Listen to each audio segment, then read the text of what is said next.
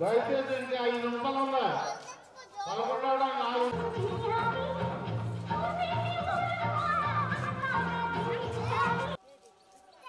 4 నిమిషాలు క్లోజ్ చేశారు. గంటలుగా క్లోజ్ అయిపోవాలి.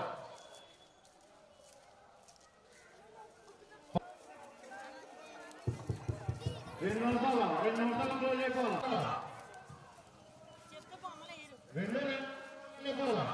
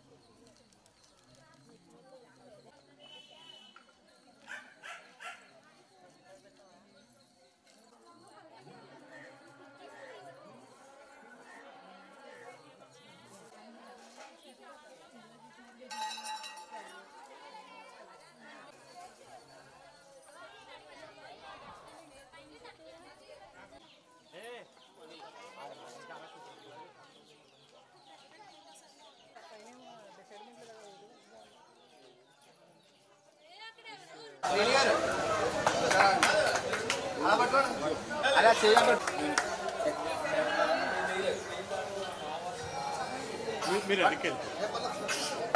గ్రామానికి మీరు గురువులుగా ఎంతో సేవలు అందించి ఈరోజు జడ్జి కృతజ్ఞతలు తెలియజేస్తున్నాం.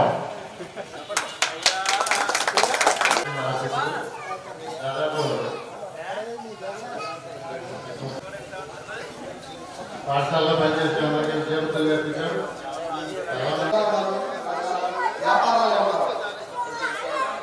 ఇతర దేశాల్లో కూడా చదువుకున్నారు. మీకు కూడా నా చిన్నప్పటి నుంచి కూడా ఇతర రాష్ట్రాల దగ్గర చదువుకుంటున్నాను. కానీ ఈ రోజు ఎదురుగా కారణం వీళ్ళ దగ్గర వాళ్ళ బోధనలు తీసుకోవడం, అలాగే చదువుకోవడం, ఆ చదువులకు అభ్యర్థులు చదవడం. ఆ రోజున ఈ ఇతర రాష్ట్రాలు కూడా జర్నలిస్ట్గా ఎదుగుతారని చెప్పేసి వాళ్ళు అనుకోవాలని తెలియదు. కానీ ఈరోజు వాళ్ళని యువతలోకి గుర్తించుకోవడం కూడా చాలా గౌరవం అని చెప్పచ్చు. ఉండాలన్నా మన దగ్గర మాకు ఎక్కువ ఉండడం.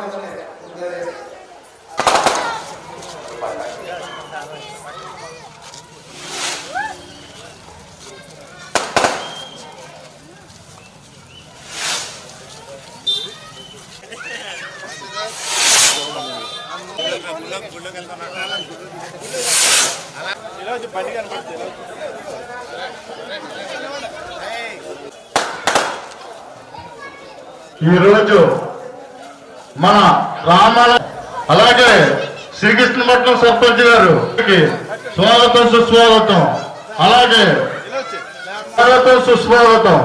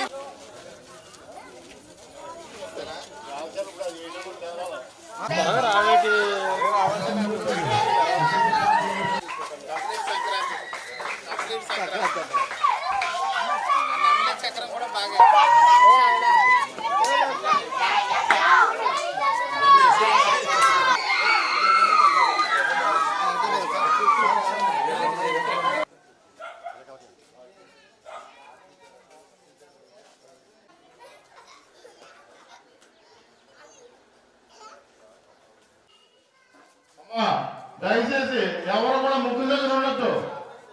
జడ్జిమెంట్ పనిచేస్తాం.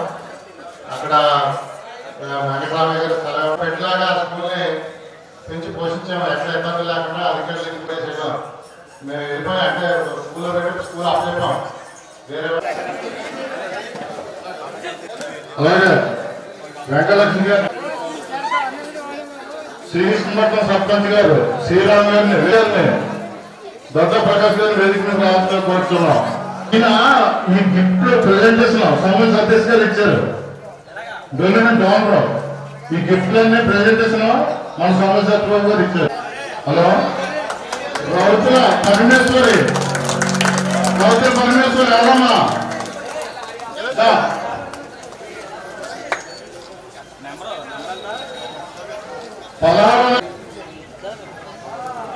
భోగి సంక్రాంతి కర్మ శుభాకాంక్షలు.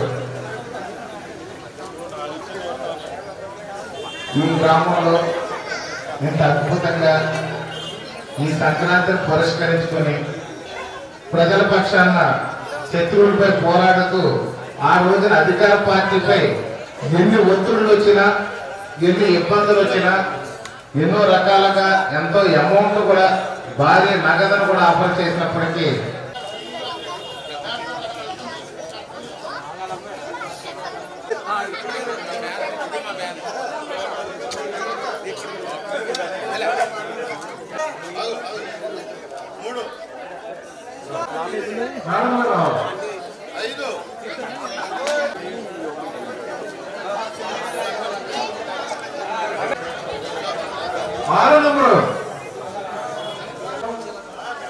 అది ఎక్కడ ఉందా అది ఎక్కడ ఉందా పక్కన ఉంది అదిగో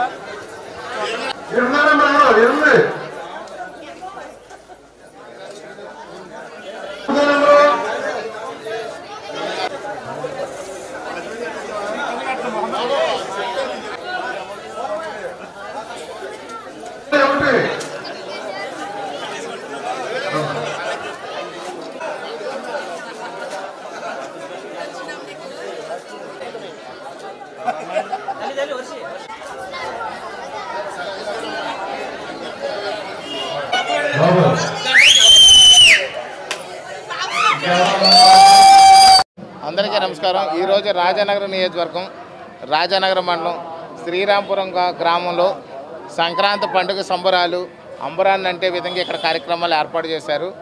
ఎద్దుల బండిని అలంకరించారు బ్రహ్మాండంగా.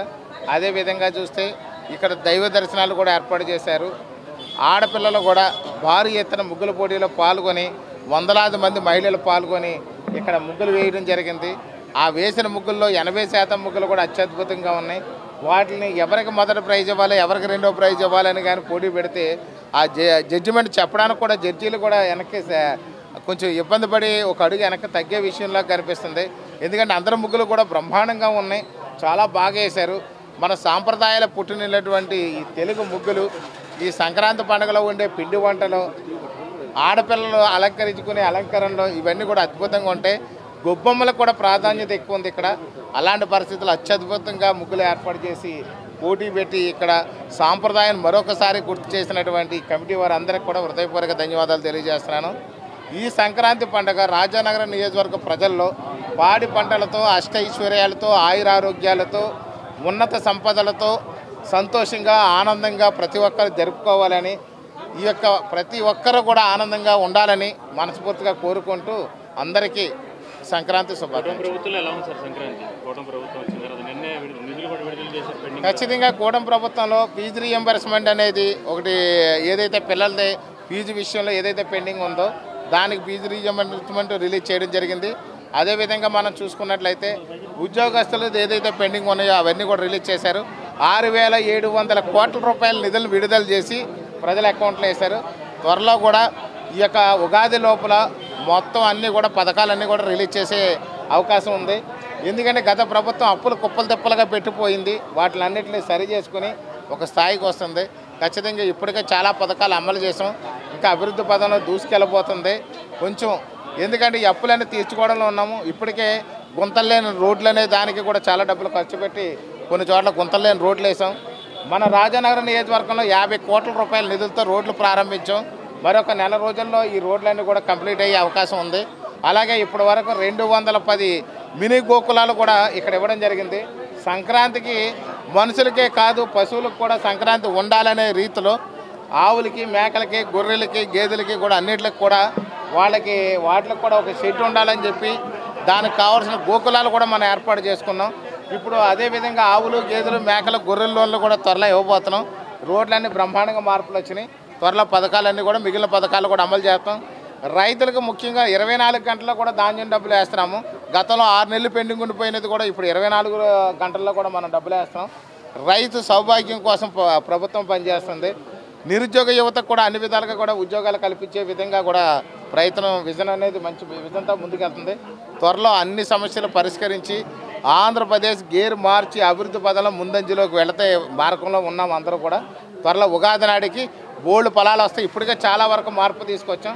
ఉగాది నాడికి మరింత మార్పుతో మళ్ళీ కలుస్తాం మిమ్మల్ని.